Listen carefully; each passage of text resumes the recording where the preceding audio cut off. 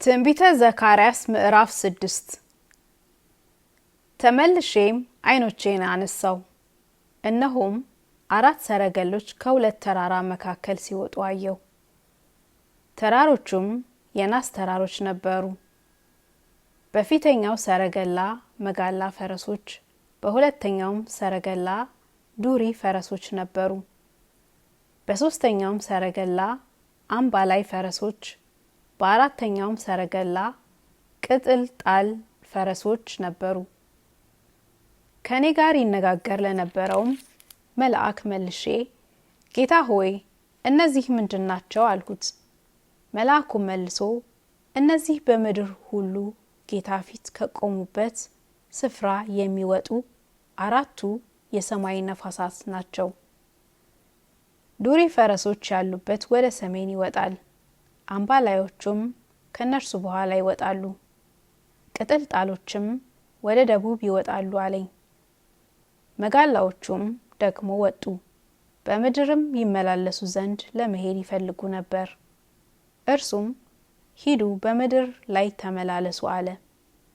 እነርሱም በምድር ላይ ተመላለሱ።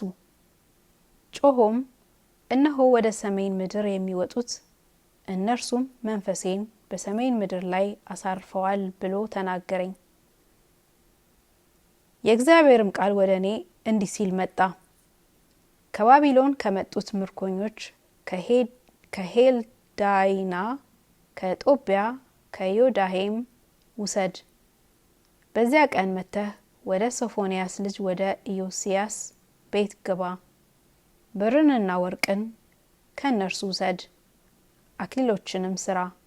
በታላቁም ካህን በኢዮሴዴቅ ልጅ በኢያሱ ራስ ላይ ድፋቸው።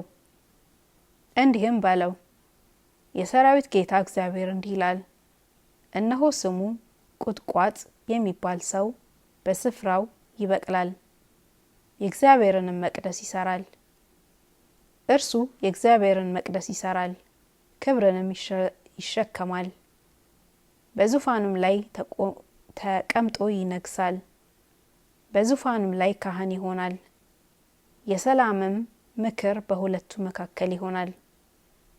አክሊሎችም ለሄሌምያ፣ ለጦቢያ፣ ለዮዳሄም፣ ለሶፎንያስም ልጅ ለሄን በእግዚአብሔር መቅደስ ውስጥ ለመታሰቢያ ይሆናሉ።